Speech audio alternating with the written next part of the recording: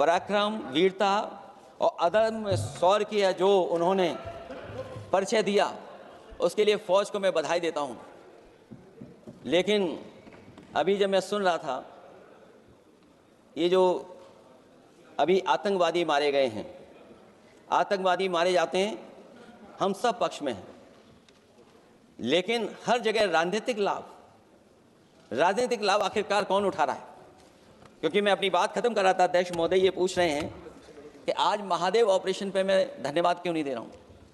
अध्यक्ष महोदय, जिस समय समर्थन की बात आई, पूरे देश के जितने भी राजनीतिक दल हैं वो आपके साथ थे। आखिरकार इनकाउंटर कल ही क्यों हुआ? और अध्यक्ष महोदय, फिर वही बात मैं दोहराऊं जिसकी वजह से पहलगाम हुआ, जिसकी वजह से पुलवामा हुआ। अगर ये इतना ही टेक्नोलॉजी और इन सब चीजों को समझते हैं और जानते हैं, इतना ही टेक्नोलॉजी और इन चीजों को सब समझते हैं, तो आखिरकार अध्यक्ष महोदय, पुलवामा में जो गाड़ी में RDX आया, वो गाड़ी आज तक क्यों नहीं पकड़ी गई? और शायद भारतीय जनता पार्टी के लोग ये जानते होंगे कि बहुत सारे विभाग सरकार के होते हैं, सैटेलाइट इमेजेस देते हैं। अगर आज भी भारतीय जनता पार्टी चाहे तो पुलवामा में जो गाड़ी आई है, सैटेलाइट इमेजेस से वो पता कर सकती है कि वो किस रास्ते से वो गाड़ी आई थी। आप हिम्मत क्यों नहीं जुटा पा रहे हैं उसके लिए?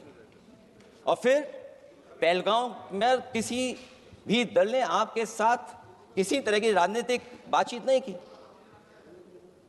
लेकिन राजनीतिक लाभ आपने कांग्रेस पार्टी से भी उठाने की कोशिश की, हमारे से भी उठाने की कोशिश की। अगर डेलीगेशन भेजना ही था आपको, तो पॉलिटिकल पार्टीज तय करती हैं, आप नहीं तय कर सकते। ये राजनीति कौन कर रहा है? और फिर अध्यक्ष महोदय, राजनीति करने वाले वो लोग जो अपने चुनावी भाषण में कह रहे थे कि POK हम 6 महीने में ले लेंगे,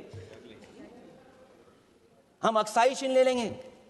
इसीलिए मैंने सवाल पूछा अध्यक्ष महोदय सरकार से कि जिस समय सरकार में भारतीय जनता पार्टी आई, उस समय भारत का क्षेत्रफल क्या था और भारत का क्षेत्रफल आज क्या है? क्या 5 फिंगर्स, पेंगोंग लेक, गलवान घाटी, रजांगला, उसका जवाब किसके पास है? सरकार के पास है क्या कि नहीं है? और मैं आज अध्यक्ष महोदय कहता हूं, हम वॉर के खिलाफ हैं, हम वॉर नहीं चाहते हैं, लेकिन सीमा पर शांति रहे, हमारा कोई इंक्रोचमेंट नहीं करे। झगड़ा मैं आज भी कहता हूं, ये लड़ाई आपको, जो लड़ाई हुई वो पाकिस्तान से आप नहीं लड़े हैं। अध्यक्ष महोदय, आप कितना भी छिपना चाहोगे, छिपाना चाहोगे, कोई भी स्वीकार नहीं करेगा। ये जो लड़ाई लड़ी गई है, ये आपको चीन से लड़नी पड़ी थी। जो लोग बड़ी बड़ी बातें कर करके चले गए, कम से कम देश के सामने एक सबसे महत्वपूर्ण सवाल, उसका जवाब सरकार की तरफ से आना चाहिए। क्योंकि हमारी सीमा पर जो सुरक्षा है, जो रक्षा करने वाले हमारे सेना के लोग हैं, वो हमारी सीमाएं सुरक्षित रखते हैं, लेकिन हमारे भारत का क्षेत्रफल क्या है? और सरकार को कम से कम ये जानकारी देनी चाहिए सदन को, देश की जनता को, कि जिस समय सरकार में ये भारतीय जनता पार्टी आई है और आज जब हम सदन में चर्चा कर रहे हैं, तो हमारे भारत का क्षेत्रफल क्या है? मुझे याद है कि जिस दिन पहलगाम हमला हुआ, उस दिन वहां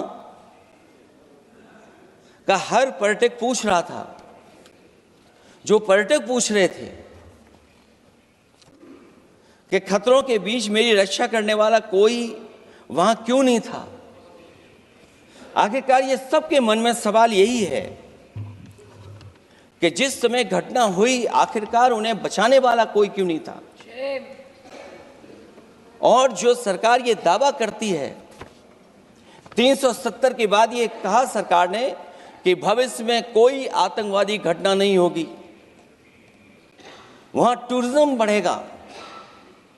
जितने लोग वहां गए वो सरकार के भरोसे पे गए थे, वो सरकार के आश्वासन पे गए थे। और आखिरकार सिक्योरिटी लैब्स की जिम्मेदारी कौन लेगा? अध्यक्ष महोदय, सबसे बड़ा सवाल यही है कि सिक्योरिटी लैब्स का रिस्पॉन्सिबल कौन होगा, वो जिम्मेदारी कौन लेगा? और ये जो पहलगांव की घटना हमारे इंटेलिजेंस फेलियर की वजह से है, उन्हें मैदान को खुला छोड़ दिया। वो सरकार जानती होगी कि कितना समय लगा होगा फोर्सेस को आने में। आखिरकार वो जिम्मेदारी किसकी है? और फिर सरकार को ये जरूर बताना चाहिए कि सरकार क्या क्या कदम उठा रही है कि भविष्य में ऐसी घटना ना हो, क्योंकि पहलगांव से पहले पुलवामा भी हुई और पुलवामा में भी यही बात रखी गई थी कि इंटेलिजेंस फेलियर है। उस समय भी किसकी जिम्मेदारी थी इंटेलिजेंस फेलियर की? और जब हमारी फौज पाकिस्तान को हमेशा हमेशा के लिए एक पाठ पढ़ा सकती थी, एक ऐसा संदेश जाता कि भविष्य में पाकिस्तान कभी ये हिम्मत नहीं जुटा पाता। और ऐसा भी लगा हम लोगों को, क्योंकि अध्यक्ष महोदय, जब हम बड़े बड़े राष्ट्रीय चैनलों को देखते हैं तो उन चैनलों से ये लग रहा था कि कराची हमारा हो गया है, लाहौर हमारा हो गया है। किसी चैनल ने किसी को ये भी बताया कि हमने उनको पकड़ भी लिया है।